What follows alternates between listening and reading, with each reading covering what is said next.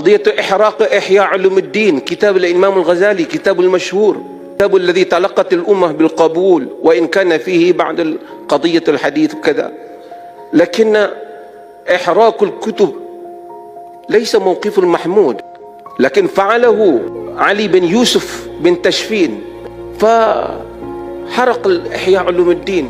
حتى بعد ذلك جاء الإمام القاضي أبو بكر بن العربي فهو من تلميذ الإمام الغزالي رحمه الله، فانتهى القضية. لكن أنا أضرب هذه المثال أمثلة الذي حدث في تاريخنا الطويل، وهو أن تداخل الحكام والأمراء أحيانا بخلاف الذي حدث أو موجود في الأمة هو سبب من أسباب التفرق الشديد، هو السبب أسباب الذي تؤدي إلى تفريق هذه الأمة. السلام عليكم ورحمة الله وبركاته. الحمد لله الذي أرسل رسوله بالهدى ودين الحق ليظهره على الدين كله وكفى بالله شهيدا. Allahumma la taj'al musibatana fi dinina wa ahlina. Kembali bersama saya Zulkarnain El-Maduri. Saya ingin membawa kisah berkaitan dengan Ihya Ulumuddin Imam Ghazali, yaitu yang terjadi sekitar tahun 1054 sampai 1147 ya. Peristiwa yang tentu saja penuh dengan kisah-kisah tragis ketika pemerintahan Ali bin Yusuf. Pemerintahan Ali bin Yusuf ini adalah pemerintahan, kalau sekarang mungkin disebut pemerintahan Wahabi ya. Artinya pemerintahan yang benar-benar berjalan dengan sunnah. Di zaman Ali bin Yusuf ini juga ada Muhammad bin Tumat itu ya. Muhammad bin Tumat. Di saat yang sama ada tokoh sufi dengan kitabnya Ihya Ulumuddin, Abu Hamid Al-Ghazali. Itu hidup di sekitar Murabitin. Murabitin ini daerah Maroko ya. Jadi Murabitin ini daerah Maroko. Kalau kita lihat perjalanan Murabitin, di situ ada seorang yang bernama Muhammad bin Tumat. Ternyata Muhammad bin Tumat adalah Khawarij yang merontokkan kekuasaan Ali bin Yusuf ini. Kalau dilihat dalam sejarah ya, Ali bin Yusuf inilah yang disebut dengan gerakan Ahlus Sunnah yang sebenarnya. Sementara Muhammad bin Tumat orang yang sangat fanatik dengan sufi. Dia dari muridnya Imam Ghazali secara tidak langsung, tapi ulama banyak berbeda pendapat apakah memang benar Muhammad bin Tumat itu pernah bertemu Imam Ghazali atau tidak ya. Di tahun-tahun ketika itu, yaitu sekitar tahun 1054 sampai 1147 adalah perjalanan kekuasaan Murabitun.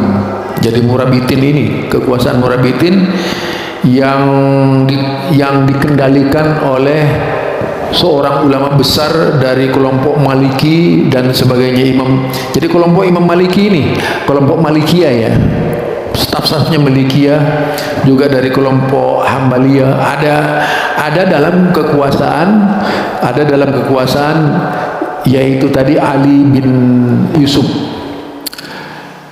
Di zaman Ali bin Yusuf terjadi banyak masalah, termasuk upaya-upaya untuk menggeser kekuasaan, menggeser paham-paham Islam yang sangat luar biasa pada waktu itu dahsyatnya.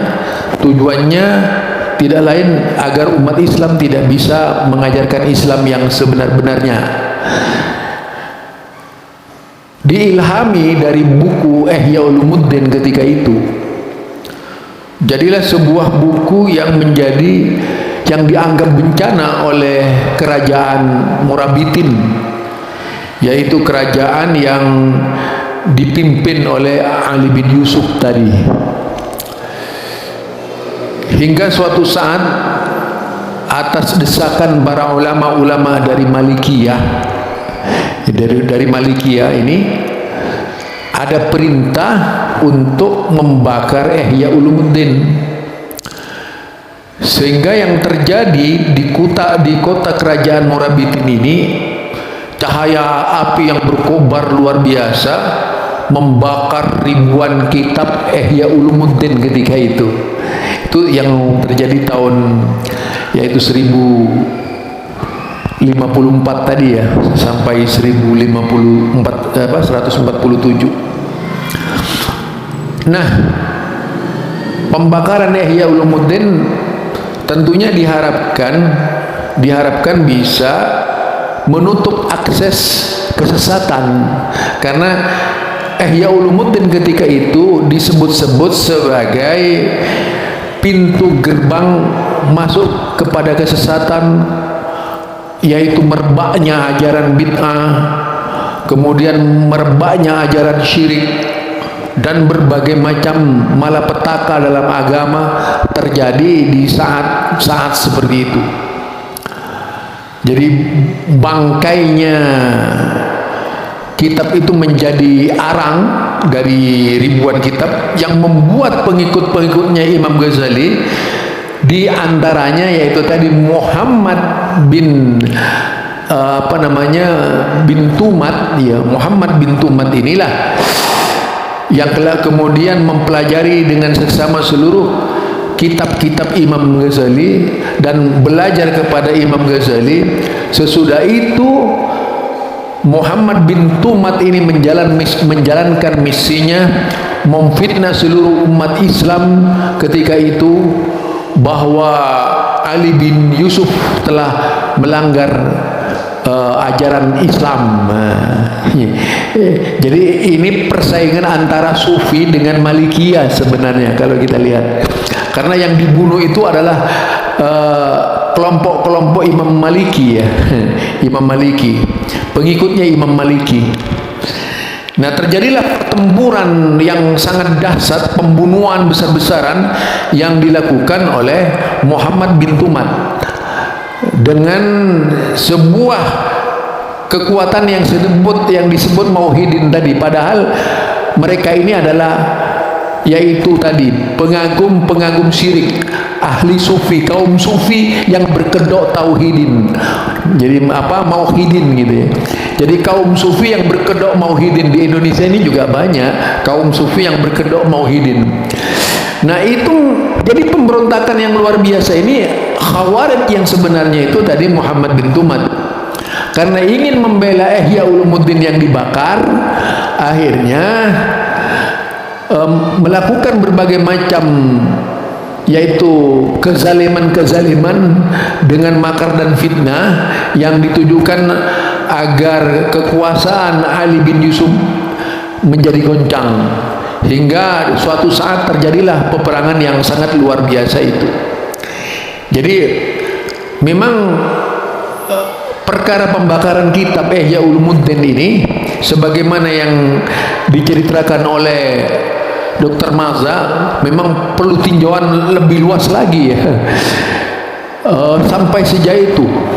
Padahal ketika itu tidak sedikit para ulama, para ahli, orang-orang hebat, ya, tetapi karena memang saling berkepentingan di dalam hal itu, tidak lagi ada upaya mencari kebenaran.